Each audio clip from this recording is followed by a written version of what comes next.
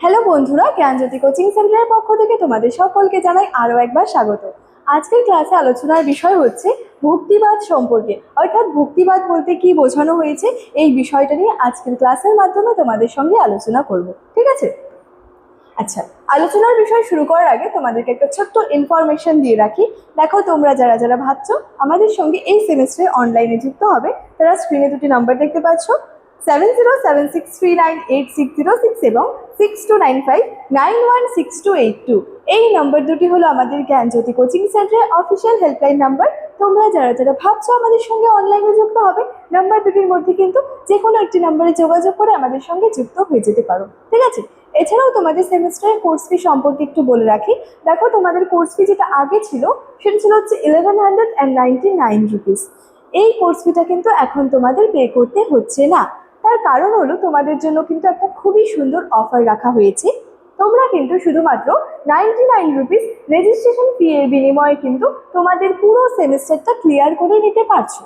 এবং এই যে একটা সুন্দর অফার রাখা হয়েছে, এই অফারটা কিন্তু শুধুমাত্র প্রথম 100 জন স্টুডেন্টসের জন্যই কিন্তু রাখা হয়েছে।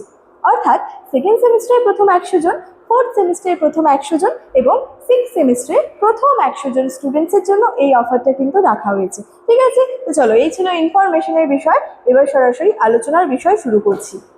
আচ্ছা, আলোচনার বিষয় প্রথমেই বলেছি ভক্তিবাদ সম্পর্কে কিন্তু আলোচনা করব। ঠিক আছে? আচ্ছা, সেক্ষেত্রে প্রথমেই দেখো বলা হয়েছে যে খ্রিস্টীয় সপ্তম থেকে দ্বাদশ শতাব্দীর মধ্যভাগে হিন্দু ধর্মের রক্ষণশীলতা ও কুসংস্কারের বিরুদ্ধে কতিপয় হিন্দু সাধক যে নতুন ধর্মীয় আন্দোলন শুরু করেছিলেন, সেটাই ভক্তিবাদী আন্দোলন বা ভক্তিবাদ বা ভক্তি আন্দোলন নামে কিন্তু পরিচিত। ঠিক আছে? তাহলে বিষয়টা কি রয়েছে দেখো, এই যে ভক্তিবাদ বা ভক্তি আন্দোলন, এটা বলতে কি বোঝানো হচ্ছে?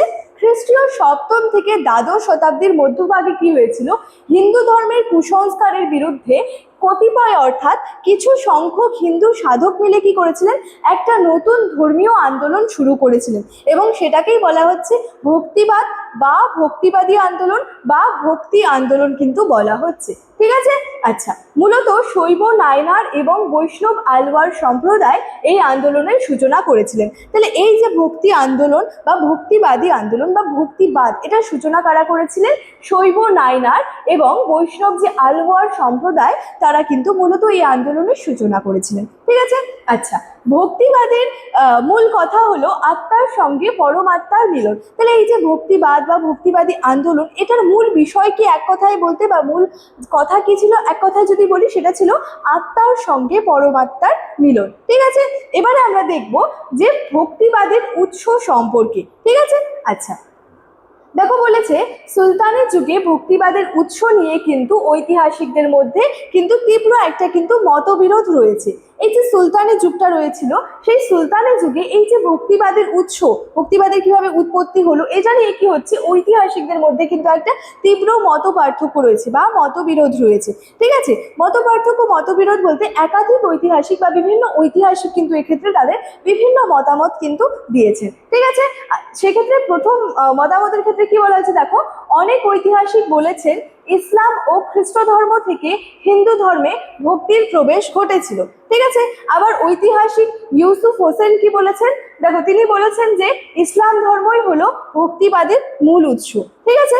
আবার বলেছেন যে ডক্টর যে ছিলেন ভান্ডারকর, তিনি কি বলেছেন যে ভক্তিবাদের মূল উৎস হলো বেদ, উপনিষদ ও গীতা। তাহলে এই যে ভক্তিবাদের মূল উৎস, এই উৎসটা নিয়ে আমরা কি দেখতে পাচ্ছি, বিভিন্ন ঐতিহাসিকের মধ্যে বিভিন্ন মত পার্থক্য রয়েছে, অর্থাৎ ঐতিহাসিকদের মধ্যে মত পার্থক্য রয়েছে।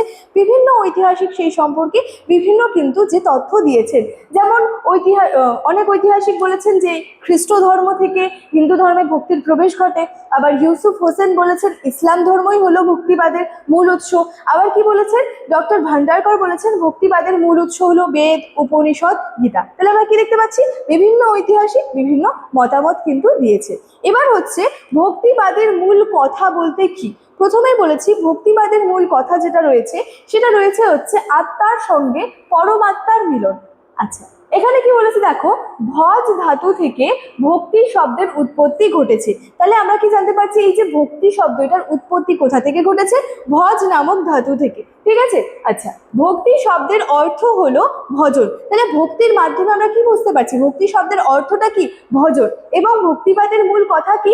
আত্মার সঙ্গে পরমাত্মার মিলন। ভক্তিবাদীদের মতে ঈশ্বর এক ও অভিন্ন। তাহলে আমরা ভক্তিবাদের মূল কথা নিয়ে কি দেখতে পাচ্ছি, যে ভক্তিবাদের মূল কথাই হচ্ছে আত্মার সঙ্গে পরমাত্মার মিলন। এবং এই যে ভক্তিবাদীদের মতে ঈশ্বর কি ছিল? ঈশ্বর হলো এক এবং অভিন্ন।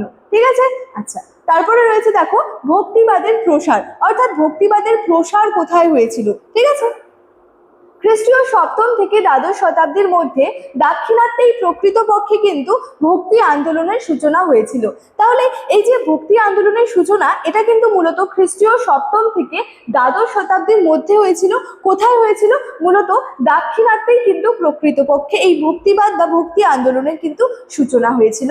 এবং ত্রয়োদশ শতকের মধ্যে ধর্মীয় ভক্তিবাদের যে ধারা, সেটা দক্ষিণ ভারত থেকে আবার কি হয়েছিল, উত্তর ভারতেও কিন্তু যে সম্প্রসারিত কিন্তু হয়েছিল। তাহলে কি হচ্ছে, খ্রিস্টীয় সপ্তম থেকে দ্বাদশ শতাব্দীর মধ্যবর্তী মধ্যে আর কি দাক্ষিণাত্যে কি হয়েছিল, ভক্তিবাদী আন্দোলনের সূচনা হয়েছিল। এবং পরবর্তীতে কি দেখা যায়, ত্রয়োদশ শতকের মধ্যে এই যে ভক্তিবাদের যে ধারা, সেটা কি হয়েছিল, দক্ষিণ ভারত থেকে উত্তর ভারতেও কিন্তু সম্প্রসারিত হয়েছিল। এবং শৈব নাইনার ও বৈষ্ণব আলওয়ার সম্প্রদায় এই আন্দোলনের কিন্তু সূচনাটা করেছিলেন। ঠিক আছে, তাহলে দেখো যে ভক্তিবাদ বলতে কি বোঝানো হচ্ছে। ঠিক আছে, ভক্তিবাদের উৎস কি রয়েছে, অর্থাৎ সেই উৎস নিয়ে ঐতিহাসিকের মধ্যে বিভিন্ন মত পার্থক্য রয়েছে। ভক্তিবাদের মূল কথা কি রয়েছে এবং ভক্তিবাদের প্রসারটা কোথায় ঘটেছিল, এই বিষয়টা নিয়েই মূলত আজকের ক্লাসের মাধ্যমে তোমাদের সঙ্গে আলোচনা করলাম। এবং আজকের ক্লাসের আলোচনার বিষয় কিন্তু এতটাই ছিল। ইনফরমেশন সংক্রান্ত যেটা রয়েছে সেটা ভিডিওর শুরুতেই আলোচনা করে রেখেছিলাম। চলো, আজকের ক্লাস এতটাই, দেখা হচ্ছে পরবর্তী ক্লাসে। Thank you so much, thanks for watching.